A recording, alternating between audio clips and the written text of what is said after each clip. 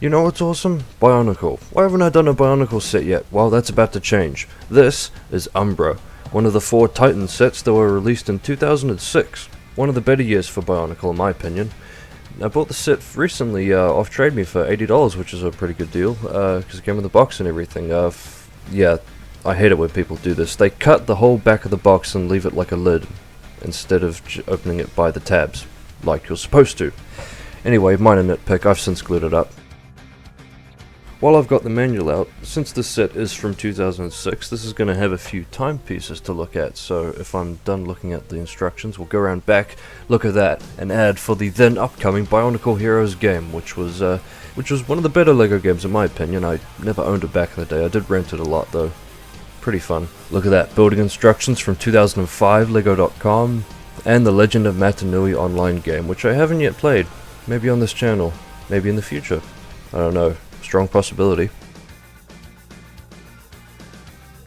And if I get round to it, look at that, look at that. Best Toa team ever, Toa and Ica. I will fight you. And right on the opposite page, the Paraka. Best Bionicle villains ever. Fight me, I don't care. So now we're skipping ahead to the actual, not quite building yet, but rather showing off the bags, since while the box was open, for some reason whoever owned this never opened the actual set and built it up. I don't know, maybe they just forgot about it. Maybe they moved on to fucking, I don't know, Exoforce. Exoforce was the shit. The second best LEGO theme, behind Bionicle of course. And I didn't skip this out because I want you to see my careful bag opening skills. Look at that. Original LEGO bags right there, being opened as they should. And because the set is pretty much brand new, the light up swords will still work. Yeah, strobes. Look at them go. I believe that's Motoro's and Huki swords, if I'm not mistaken.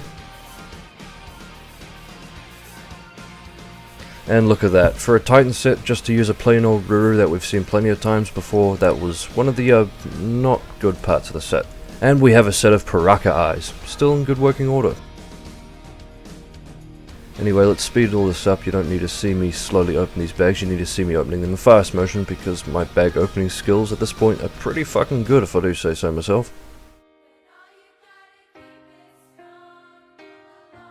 Anyway, I'm eventually going to start building this here, and into fast motion we go.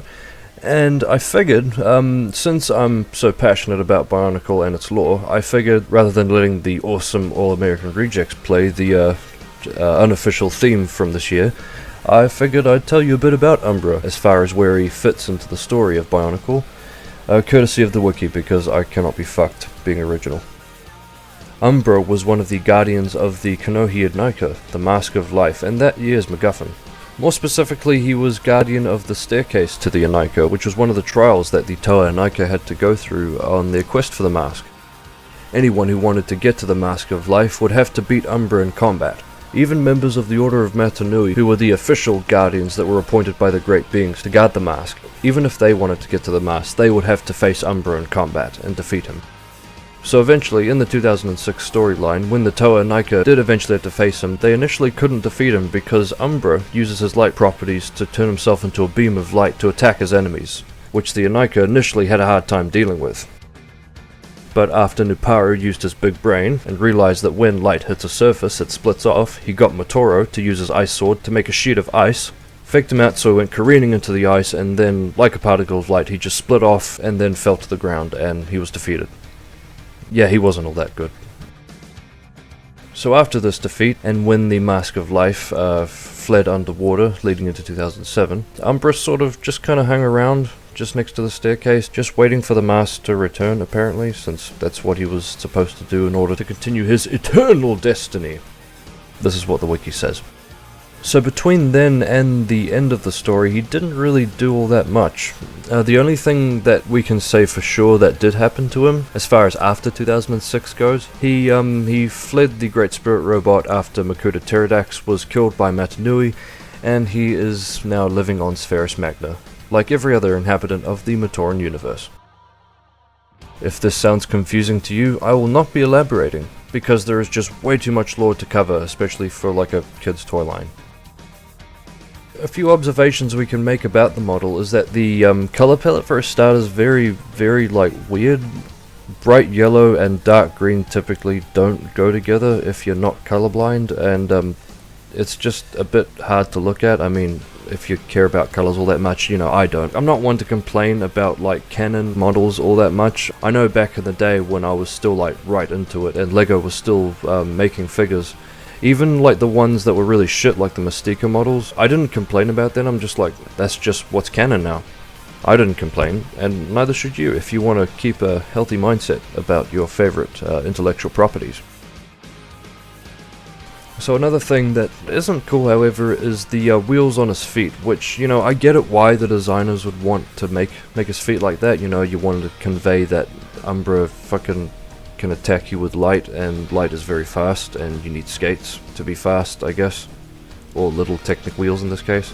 But you might have already guessed why this is a bit of an issue, and you would be right in that it is very hard to pose. Unless you want to put like a couple plates under the wheels just to keep them from rolling away, or if you're like lazy me and just pose them really carefully.